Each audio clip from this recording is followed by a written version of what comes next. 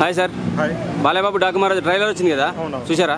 చూశాను. ఎలా అనిపించింది? అంటే డాకు మహారాజ్ ఇప్పుడు దాకా అయితే సంక్రాంతికి రిలీజ్ చేసిన సినిమా, రిలీజ్ అవబోయే సినిమాల్లో అయితే డాకు మహారాజ్ మీద కొంచెం తక్కువ బజ్ ఉంది. ఈ ట్రైలర్ రిలీజ్ అయినా కొంచెం పెరిగిందా అనిపిస్తుంది. అంటే మిగతా వాటికి చూసుకుంటే కూడా గేమ్ చేంజర్ చూసుకున్నా సరే, ఇంకోటి సంక్రాంతికి వస్తున్నావు చూసుకుంటే ఎక్కడ లేని ప్రమోషన్స్ అంతా ఉన్నాయి. ఈ ట్రైలర్ రిలీజ్ అయినా డాకు మహారాజ్ ఉన్న వాటిలో డాకు మహారాజ్ అయితే లెస్ ప్రమోషన్ లాగా కనపడుతుంది. ఈ ట్రైలర్ రిలీజ్ అయినా మాత్రం బజ్ కొంచెం పెరిగింది. ట్రైలర్ కూడా మనకు క్లియర్ కట్ గా మనం చూస్తే మాత్రం బాలకృష్ణ సింహాన్ని వదిలేసాడు కానీ సింహం అయితే బాలకృష్ణ వదలలేదు అనిపించింది. ఒక డైలాగ్ కూడా ఉంది, పెద్ద చెప్పుకోదగ్గ బాలకృష్ణ సినిమా అంటేనే మనం ఇప్పుడు డైలాగ్స్ ఎక్స్పెక్ట్ చేస్తాం. దీంట్లో పెద్ద చెప్పుకోదగ్గ డైలాగ్ లేకపోయినా ఒక డైలాగ్ అయితే ఉంది, కింగ్ ఆఫ్ జంగల్ అని. కింగ్ ఆఫ్ జంగల్ ఇక్కడ ఉన్నాడని, ఇండైరెక్ట్ సింహం ఉన్నాడని చెప్తున్నా ఒక పాప చెప్తుంది. ఎలివేషన్ బాగుంది.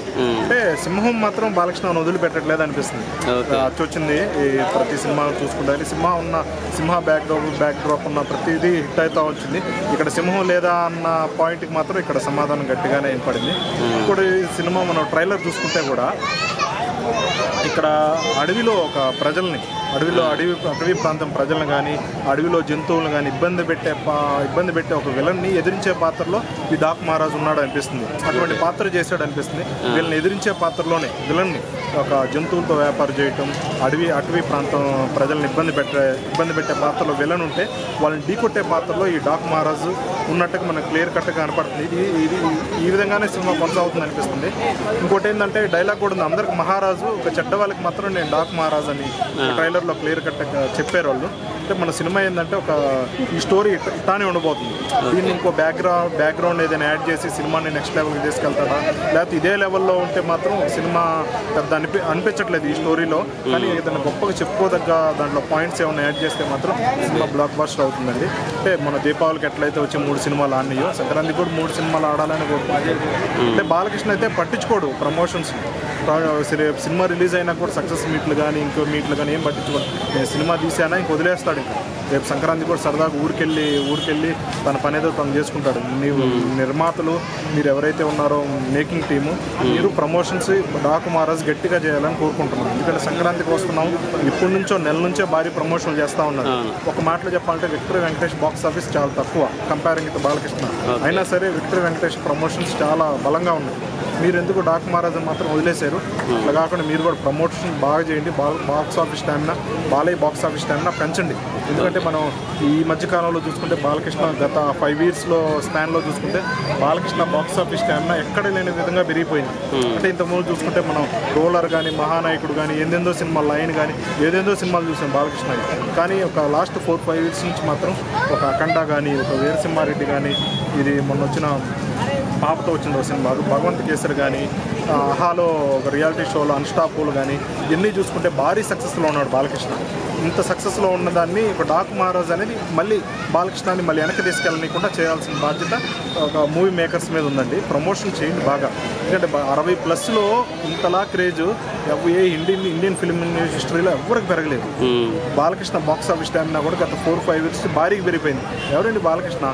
పెద్ద మాస్ హీరో. కానీ లాస్ట్ మనం ఎప్పుడైతే 2010 దాటినాక చూసుకుంటే బాలకృష్ణ ఎప్పుడో 5-6 ఏళ్ళకు ఒక బోయపాటి కాపాడుతూ వచ్చాడు. కానీ మిగతా సినిమాలన్నీ బాలకృష్ణ రేంజ్ ఏంటండి 10 కోట్లు 20 కోట్లు.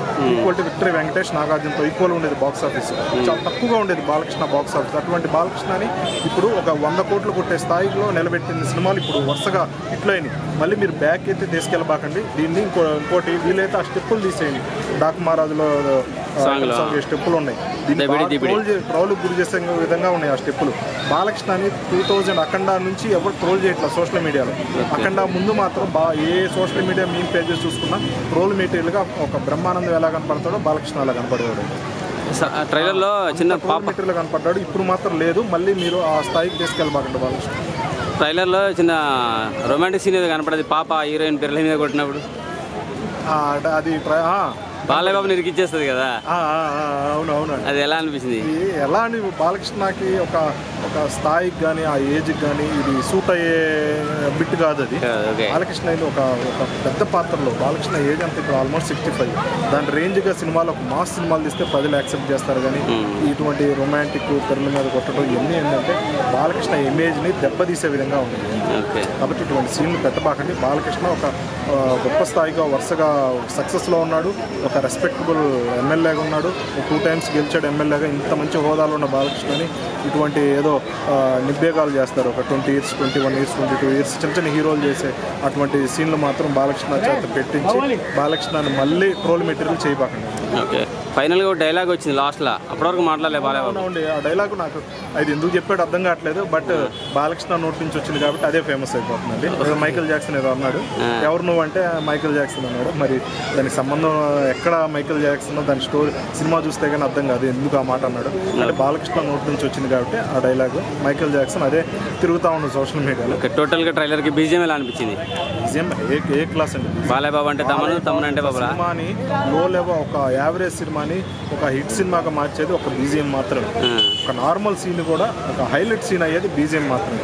అటువంటి బీజిఎం తమన్ అనుకుంటా కదా, భారీగా మంచిగా అనిపించింది. ఒక కండా చూసుకున్నా ఏది చూసుకున్నా సరే ఒక లెవెల్లో ఒక మామూలు సినిమాని ఒక హై స్టాండర్డ్ సినిమాల్లో మార్చేది బీజిఎంఏ. ఈ తమన్ కూడా ఇక్కడ బాగా మంచిగానే వాయించాడు అనిపించింది.